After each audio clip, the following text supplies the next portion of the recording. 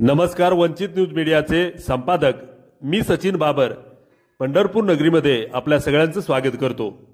पंढरपूर प्रारूप विकास आराखड्याबद्दल ज्या ज्या नागरिकांना आरक्षण व रस्ता रुंदीकरणाच्या अडीअडचणी किंवा तक्रार असतील तर त्या नागरिकांनी पंढरपूर नगर परिषदेमध्ये दिनांक 30 मे पर्यंत पंढरपूर नगर परिषदेमध्ये लेखी स्वरूपामध्ये देण्यात यावी अशी आव्हान आमदार अभिजित आबा पाटील यांनी केले आहे।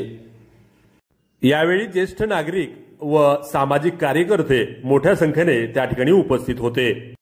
आज आपले पंढरपूर शहरातील सर्व सहकारी आम्ही सर्वजण एकत्र बसून त्या ठिकाणी पंढरपूर नगरपालिकेने जो प्रारूप आराखडा त्या ठिकाणी प्रसिद्ध केलाय त्याच्यावरती 30 मे पर्यंत हरकती नोंदवणे आवश्यक आहे।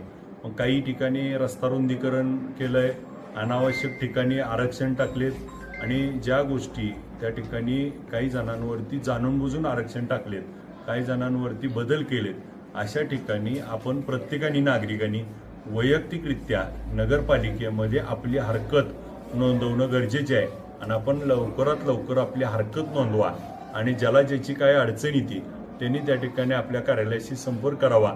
आपल्या सर्व नेते मंडळी, नगरसेवक, आजी माजी यांच्याशी संपर्क करावा आणि आपली हरकत मात्र 30 तारखेच्या आत नोंदवावी, जेणेकरून आपल्यावर अन्याय होत असेल त्या अन्यायाला वाचा फोडण्यासाठी आम्ही आपल्या पाठीशी आहोत।